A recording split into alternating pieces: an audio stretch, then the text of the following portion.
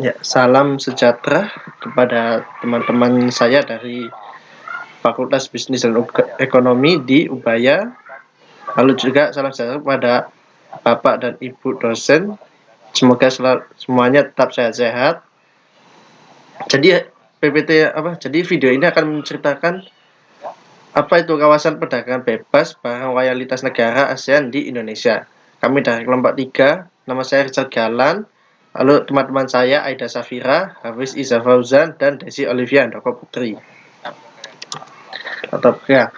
Negara Indonesia adalah negara yang terdiri dari beraneka ragam etnik dan suku bangsa yang berasal dari berbagai daerah. Setiap suku bangsa memiliki ciri khas atau budaya tersendiri. Hal ini yang mendasari setiap suku bangsa memiliki budaya dan kesenian tradisional yang berbeda antara satu suku dengan suku yang lainnya. Keanekaragaman etnik dan suku bangsa yang dimiliki Indonesia membuat Indonesia menjadi negara yang multikultural. Namun demikian, pelestarian budaya dan kesenian Indonesia masih banyak yang memprihatinkan. Jadi mungkin beberapa tradisional seperti batik, wayang kulit, terus tari kuda itu kan masih kita lestarikan beberapa, tapi juga ada yang sudah sedikit hilang atau sudah dilupakan. Bahwa mungkin angklung mungkin masih ada beberapa, tapi banyak yang lupa mungkin ya. Hanya orang tua mungkin yang tahu ya. Jadi yang kita bahas adalah wayang kulit. Nah, ini semua orang pasti, tidak semua orang mungkin, tapi mungkin yang tinggal di Jawa pasti tahu apa sih wayang kulit itu. Jadi wayang kulit itu sebenarnya sudah ada sejak 1500 tahun sebelum Masehi oleh nenek moyang kita yang tinggal di Jawa pada masa silam. Jadi waktu dulu itu wayang kulit sebenarnya dibuat tidak seperti sekarang ini. Jadi dulu itu hanya digunakan oleh rumput-rumput dan kain-kain sisa yang dibikin kayak boneka gitu, lalu ditampilkan. Setelah seiringnya waktu, nenek moyang kita membuat sesuatu yang baru dari kulit-kulit hewan dan diperbarui supaya terlihat lebih bagus lagi. Wayang kulit juga berasal dari kata mayang yang artinya menunjuk pada roh spiritual atau dewa atau Tuhan Yang Maha Esa. Ada juga yang mengartikan wayang adalah istilah bahasa Jawa yang bermakna bayangan. Hal ini disebabkan karena penonton juga bisa menonton wayang dari belakang clear atau hanya bayangan saja. Jadi seperti kayak ada kayak gorden gitu, kita hanya melihat gordennya saja, ada bayangan lewat-lewat seperti itu. Wayang kulit dimainkan oleh seorang dalang yang juga menjadi narator dialog tokoh-tokoh wayang dengan diiringi oleh musik gamelan yang dimainkan sekelompok nayaga dan tembang yang dinyanyikan oleh para pesinden. Jadi dalang ini sebenarnya kalau kita asumsikan mungkin ada beberapa yang tidak tahu ya, atau mungkin juga ada yang tahu, tapi saya akan deskripsikan. Jadi dalang ini seperti orang yang sebagai seorang yang melakukan atraksinya untuk difilmkan kita, seperti kalau kita uraikan seperti seorang guru TK menjelaskan sesuatu cerita kepada anak-anak TK menggunakan boneka. Jadi seperti itu contohnya. Lalu apa sih yang selalu ditayangkan di wayang kulit nih?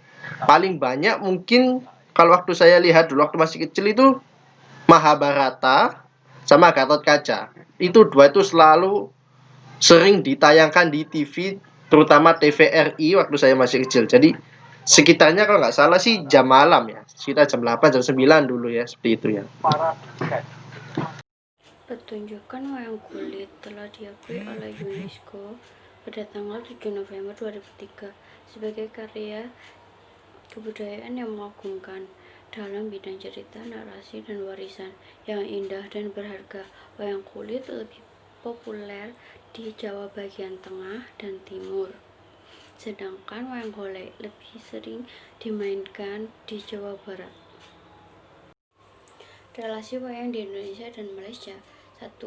Hubungan antara penduduk Indonesia dan Malaysia kerap mengalami pasang surut, mulai dari sengketa wilayah, saling klaim produk budaya, hingga pernyataan kontroversial. Tidak hanya soal wilayah, masalah penanganan TKI juga dianggap jadi batu ganjalan relasi kedua negara selama ini. Sebab hingga kini isu penyiksaan hingga perekrutan TKI ilegal di Malaysia masih marak ditemui. 2. Klaim Malaysia soal wayang kulit dan gamelan mencuat di tahun yang sama. Situs pemerintah Malaysia warisan.gov.my memasukkan wayang kulit dan gamelan ke dalam statistik daftar warisan dan warisan kebangsaan Malaysia. Wayang kulit terdaftar dengan nomor PUA 85, sedangkan gamelan terdaftar dengan nomor PUA 78. Langkah praktis untuk mencegah klaim secara ilegal suatu budaya oleh pihak asing. Pertama, di tingkat nasional, satu-satunya peraturan perundang-undangan yang mengatur adalah Pasal 10 Undang-Undang Nomor 19 Tahun 2002 tentang hak cipta yang pada intinya menyatakan bahwa negara melindungi ekspresi budaya tradisional atau folklore milik bangsa Indonesia. Kedua, suatu elemen penting dalam konsep perlindungan HKI kecuali dalam beberapa hal adalah bahwa suatu yang dapat dilindungi harus memenuhi syarat kebaruan. Artinya bahwa sebuah karya yang diciptakan harus merupakan suatu yang belum pernah diciptakan sebelumnya. Dengan demikian, jika dapat dibuktikan sebaliknya, maka suatu ciptaan tidak dapat dilindungi oleh rezim HKI. Bagaimana cara menangkalkannya? Caranya adalah dengan mengumpulkan data dan informasi selengkapnya dan seakurat mungkin mengenai suatu mata budaya yang ada di Indonesia. Berdasarkan dokumentasi tersebut dapat dilakukan suatu counter publication secara intensif untuk menunjukkan bahwa mata budaya tersebut berasal dari milik bangsa Indonesia. Selanjutnya, saya Aida, NLP 130117100. Bagaimana supaya bisa menjaga kelestarian budaya Indonesia supaya tetap terjaga dan terawat? Dalam jangka pendek, upaya untuk melindungi warisan budaya bangsa dari klaim oleh pihak asing adalah mempromosikannya baik di dalam maupun di luar negeri melalui berbagai macam cara. Aktivitas tersebut harus dilakukan secara intensif dan berkelanjutan hingga terbentuk citra bahwa suatu mata budaya adalah identik dengan Indonesia, seperti halnya baju kimono dengan Jepang atau bela diri kungfu dengan Cina. Sebagai contoh, jika kita hendak melindungi dan mempromosikan mata budaya tari pendet, maka perlu dilakukan berbagai hal di bawah ini secara berkelanjutan. Sebanyak mungkin misi kebudayaan ke luar negeri menampilkan kesenian wayang kulit. Seluruh perwakilan RI di luar negeri dalam berbagai kesempatan diupayakan untuk mengenakan pin atau atribut lainnya yang menggambarkan kesenian wayang kulit. Diproduksi berbagai macam produk barang yang menggambarkan kesenian wayang kulit, seperti souvenir, kaos, kemeja, CD musik, film, dan sebagainya. Meningkatkan upaya untuk menggali kembali pengetahuan mengenai berbagai warisan budaya bangsa, untuk menemukan berbagai nilai luhur yang dikandungnya dan dapat memberikan kebanggaan berbangsa dan bernegara. Peran UNESCO terhadap perlindungan budaya. United Nations Educational, Scientific and Cultural Organization atau UNESCO didirikan pada tanggal 4 November 46 sebagai satu-satunya badan yang dibentuk oleh PBB, ditugaskan untuk melindungi warisan budaya yang ada di seluruh dunia. Lebih dari itu, budaya suatu bangsa juga harus dihormati dan dilindungi oleh bangsa lain.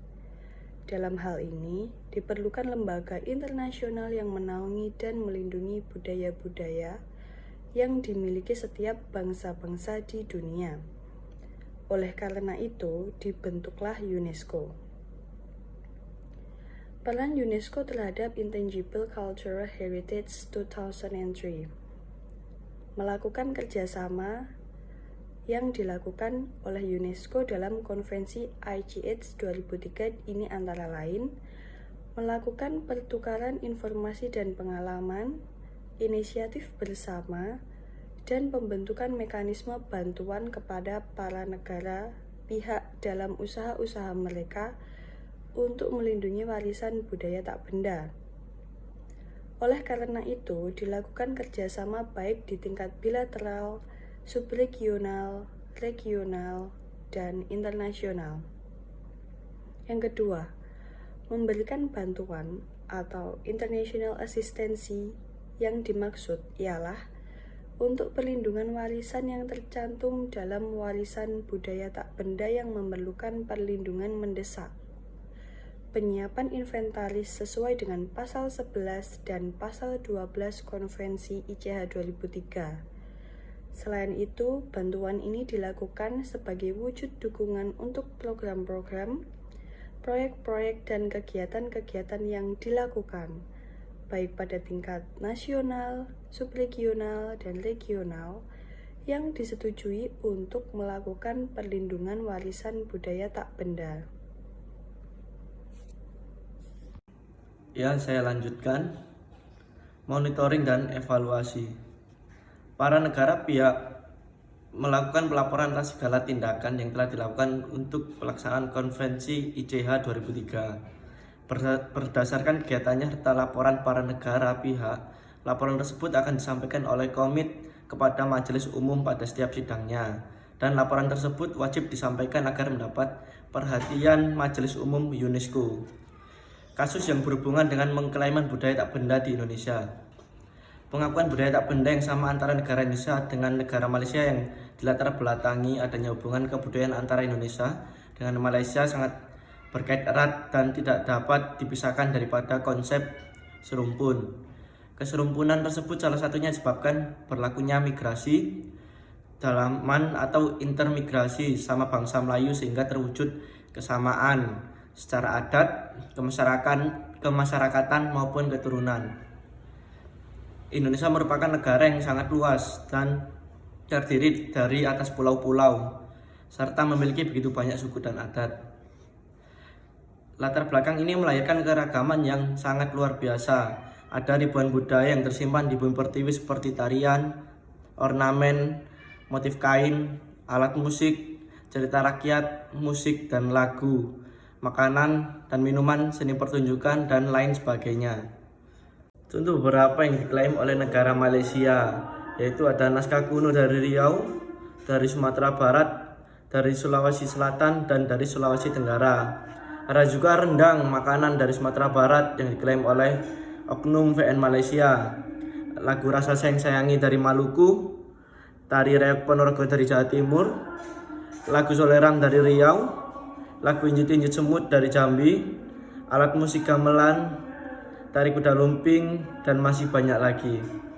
Kesimpulannya adalah negara Indonesia sendiri perlu setidaknya menyimpan budaya-budaya seperti wayang kulit, kain batik, lagu, dan seni tari lainnya dalam museum, dan tidak lupa juga untuk menyiarkan di acara televisi atau mengajari para pemuda-pemuda untuk belajar memahami adat original Indonesia.